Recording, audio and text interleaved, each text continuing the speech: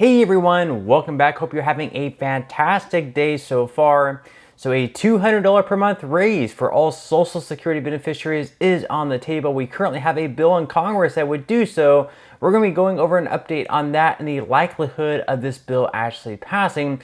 Plus, the GOP House majority gets even slimmer after the former House Speaker Kevin McCarthy decides he no longer wants to be in Congress past this year. So I'll be going over that as well. But before we go ahead and dive into the main content of today's video, if you wouldn't mind helping me out real quickly by just giving this video a like, that just helps out with the good old YouTube algorithm, and also consider subscribing to my channel if you have not already. Plus, if you would like to receive a few free stocks in a pinned comment below as well as in the description box, I will be leaving a few different links where you can receive just that. And with Webull, as long as you open an account and deposit at least 1 penny, you will be receiving 20 free stocks. Each stock will be worth at least $3. So it's going to be at least $60 in free stocks. And if you don't want to invest at this point in time, you can always just sell those stocks for what they're worth. Again, it's going to be at least $60 and then transfer that $60+ back to your bank account. So perhaps in this holiday season, that might be just what you need to get by. But in our lead story for today, of course, from the Hill, Hunter Biden is indicted on tax charges. So we have some more indictments going there for Hunter Biden.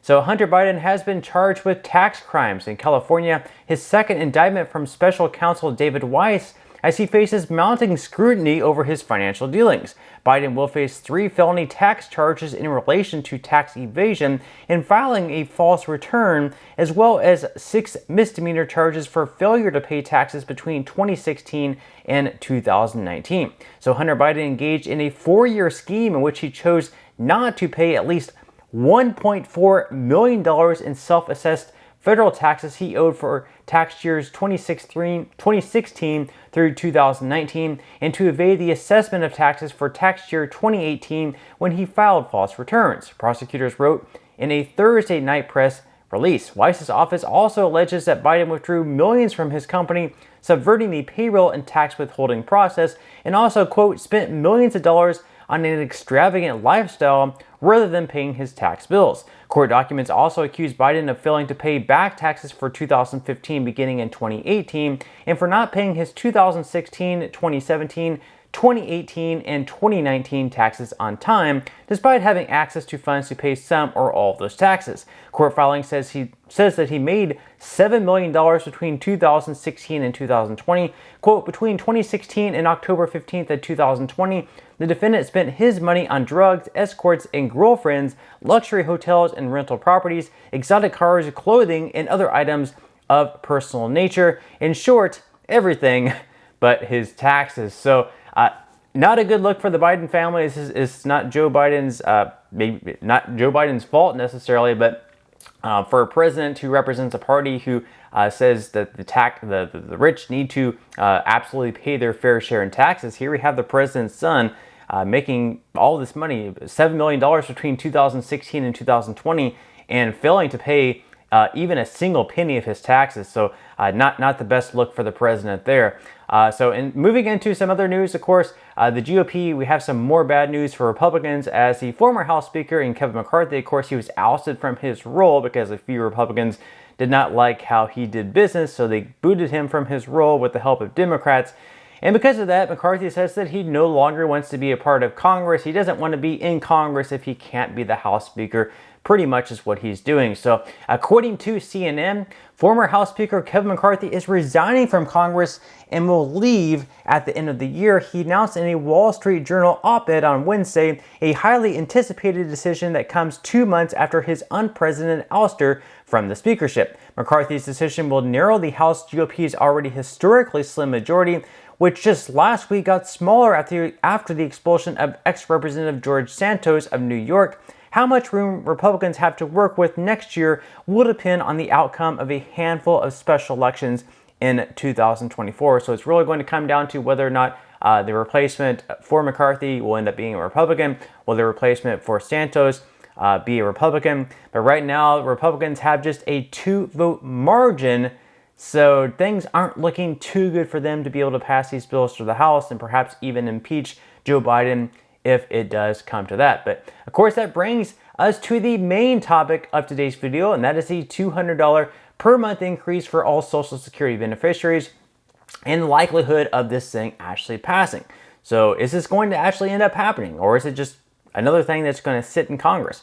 First off, we're going to be talking about what exactly this bill is. Is there even a bill for a $200 per month increase? Yes, there is. It's one by Senator Bernie Sanders. He's an independent in Vermont. His bill is named the Social Security Expansion Act. This is something that he's been trying to pass for the state like the past 4 to 5 years. And it would do a handful of other things other than the $200 per month increase, but that is probably the highlight of the bill. Right now, if you are receiving the special minimum benefit, you would receive an increase which would amount to 25% above the federal poverty line, which would be right around an increase of $485. So an increase of $485 for those receiving the special minimum benefit. For everyone else, it would be a $200 per month increase. So basically how they're going to do all this right now, because you're probably wondering, like, in 10 years, the trust fund is going to be going insolvent. So how are they going to be spending all this extra money and sending all this extra money to Social Security beneficiaries? Like, wouldn't that speed up the insolvency date even more?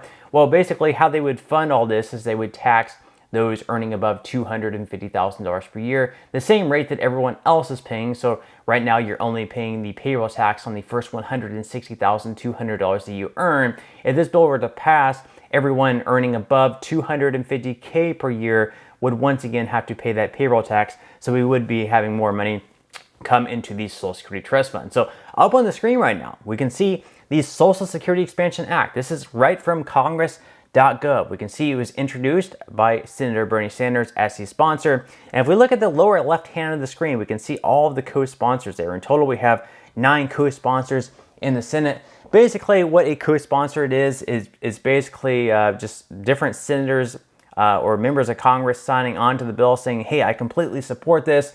And pretty much they would vote for the bill if it came down to a vote. So for sure, we have at least 9 votes, but they all happen to be Democrats. So just keep that in mind. This bill was also introduced in the House, so it would have to pass through both the House and Senate. Here is the bill in the House from Congress.gov. This was introduced by Janice Schakowsky. Of course, she happens to be a Democrat in Illinois.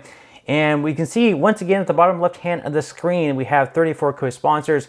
They all happen to once again be members of the Democratic Party. So definitely keep that in mind. So what exactly needs to happen for this bill to pass? Well, in the House, it will have to pass with at least a slim majority. Any type of majority in the House will pass. So basically in Congress, they have 2 chambers. They have the House of Representatives, and then they have the Senate. In the House of Representatives, they have 435 members. So in the House, for any bill to pass, they would need at least a majority of the members of the House of Representatives to approve of the bill. So that right now would be 218 yes votes to 217 no votes. Basically, at least 218 would have to vote yes. And the Senate is a little bit trickier. So in the Senate, we actually have 100 members in the Senate. In the Senate, it's not just a simple majority, though. In the Senate, they actually need 60 members of the Senate to vote yes. So it does make it a little bit more difficult. And once again, right now in the House of Representatives, Republicans do have a slim majority. So in the House, Republicans have a 2-seat majority. They have 2 more Republicans in the House than they do Democrats. And then in the Senate right now, we actually have 51 members in the Senate caucusing with the Democrats. 2 actually happen to be independents, but both those independents and Angus King and Bernie Sanders happen to vote with Democrats 99% of the time.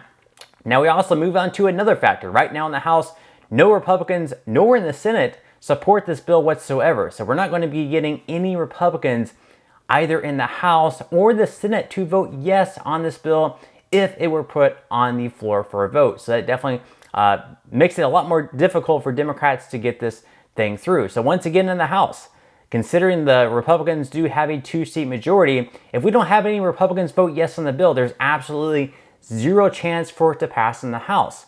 Then in the Senate, is there a chance there? Once again, we have 51 members of the Senate caucusing with the Democrats, but considering they need at least 60 votes, that means they would need at least 9 Republicans. But again, we don't have any Republicans supporting this bill. So in the Senate right now, there's absolutely 0 chance of this bill passing. So pretty much no chance of this bill passing through either chamber, either the House or the Senate. So what exactly needs to happen for this bill to pass in the future, maybe like 2025? Well, in the House, Democrats would need to retake the simple majority. So in the next election coming up in November of 2024, Democrats would need to pick up at least, they would need to gain 218 seats. That would be a simple majority. Probably would realistically need more than that. And then in the Senate, they would need to pick up 9 more seats because, again, right now they have 51 seats.